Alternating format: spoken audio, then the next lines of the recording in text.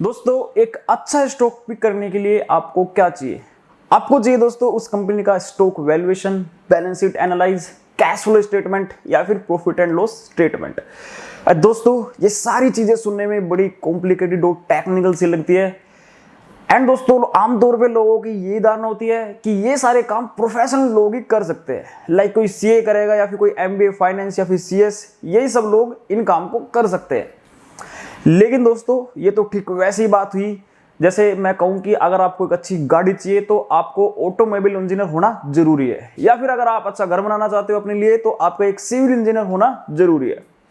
और दोस्तों इस वीडियो को बनाने का मेरा मकसद भी यही है कि मैं आपको समझा पाऊं कि स्टॉक एनालाइज या फंडामेंटल एनालाइज कोई रॉकेट साइंस नहीं है।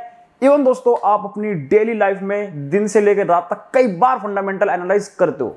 बहुत ही बेहतर एग्जांपल के साथ दोस्तों पूरी वीडियो में हम यही समझने वाले हैं।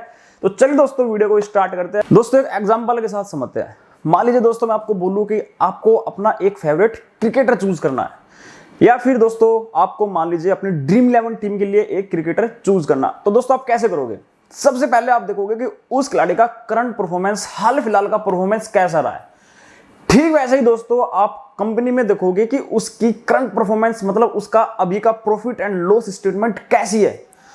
दोस्तों कई बार ऐसा होता है कि कंपनी की सेल्स बहुत अच्छी होती है लेकिन दोस्तों उसका प्रॉफिट मार्जिन कम होता है। ऐसे में कंपनी की ग्रोथ के चांसेस कम हो जाते हैं। तो दोस्तों आपको देखना होगा कंपनी का ओपीएम कितना है, मतलब ऑप्टिमम प्रॉफिट मार्जिन कितना है।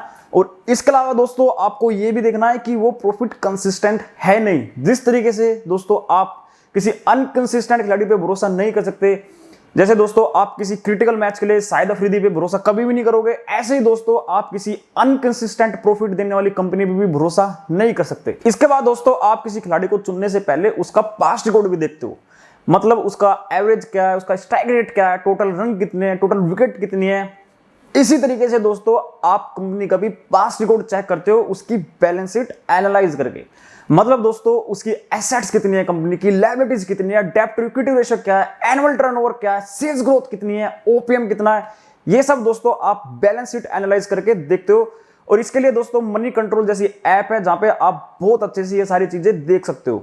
दोस्तों इसके बाद जो आपको एस्पेक्ट देखना चाहिए किसी खिलाड़ी को चूज करने से पहले वो ये कि ये खिलाड़ी जिसको मैं चूज कर रहा हूं वो डिसऑनेस्ट तो नहीं है, इसकी इंटेग्रिटी में कोई फॉल्ट तो नहीं है। मतलब दोस्तों कोई वार्नर स्मिथ जैसा खिलाड़ी मान लो आपने चूज कर लिया और पता चले कि सीरीज के बीच में बैन हो रहा है, बॉल टैंपरिंग कर दी या कोई स्लेजिंग कर दी, तो दोस्तों खिलाड़ी खुद तो डूबता ही है और आपके भी सारे पैसे लेके डूबता है। ठीक है, ये एस्पेक्ट दोस्तों आपको कंपनी में भी देखना बहुत जरूरी है, मैनेजमेंट एनालाइज। और दोस्तों बहुत सारे लोग, मेजॉरिटी ऑफ लोग इस एस्पेक्ट को इग्नोर करते हैं, लेकिन दोस्तों मैं आपको बता दूं कि ये एस्पेक्ट बहुत ही इंपॉर्टेंट है। सत्यम, यूनिटैक में जिन लोगों का पैसा डूबा, अगर वो टाइम पे मैनेजमेंट एनालाइज पे फोकस करते तो उनका पैसा नहीं डूबता। अभी फिलहाल का एग्जांपल दोस्तों मैं आपको देता हूं। कुछ दिन पहले दोस्तों, कुछ हफ्ते हो गए, हीरो मोटर कोप पे दोस्तों रेड पड़ी थी ईडी की, जिसमें पता चला कि बैलेंस शीट में 1000 करोड़ का फर्जी एक्सपेंस दिखाया है। उसी दिन में दोस्तों 7 से 8% शेयर डूब गए। तो दोस्तों इन स्कैमर से आपको बचना है। और वॉरेन बफेट की एक कोट हमेशा याद रखना, I will choose a bad business with good management over a good business with bad management। दोस्तों वीडियो में आगे बढ़ने से पहले मैं आपको बता दूं कि इस वीडियो में जितने भी टेक्निकल टर्म यूज होंगे मैं ओवर द टाइम उन पे वीडियोस बनाता रहूंगा और उनके लिंक डिस्क्रिप्शन में डालता रहूंगा। अब दोस्तों वापस आते हैं वीडियो पे। तो दोस्तों किसी खिलाड़ी को चूज करने के लिए जो नेक्स्ट चीज आप देखते हो वो देखते हो उसका कॉम्पिटिटर। मतलब दोस्तों अगर आपको एक ऑलराउंडर ही चूज करना है तो उसके लिए आप रविंद्र जडेजा को चूज करने से पहले हार्दिक पांड्या को भी कंसीडर करोगे। ठीक वैसे ही दोस्तों किसी कंपनी को चूज करने से पहले आपको देखना चाहिए उसका कॉम्पिटिटर, मतलब उसकी कैटेगरी के, उसकी फील्ड की अलग जो और कंपनियां हैं वो कैसा परफॉर्म कर रही है और आपने जो कंपनी चूज की है वो कहां पे स्टैंड करती है। इसके अलावा दोस्तों आप देखते हो कि जिस खिलाड़ी को आप चूज कर रहे हो वो कोई डिस्प्यूटेड खिलाड़ी तो नहीं है।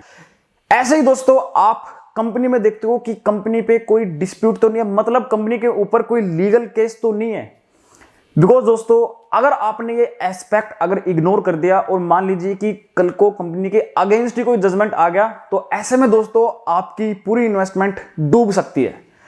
दोस्तों याद रखो कि बड़ी मछली हमेशा बच के निकल जाती है, वो तभी भी अपना कुछ ना कुछ जुगाड़ जरूर रखेंगे। फंसोगे दोस्तों यहाँ पे आप ही, हमारे आपके जैसे छोटे छोटे इन्वेस्टर। तो दोस्तों इस एस्पेक्ट को भी हमेशा ध्यान में रखें। तो दोस्तों इस तरीके से फंडामेंटल एनालाइज को आपके सामने रखने का मेरा मकसद यही था कि आप इस बात को समझ सको, इस मिथ को तोड़ सको कि बिना प्रोफेशनल्स की हेल्प के भी आप स्टॉक का फंडामेंटल एनालाइज इजीली कर सकते हो।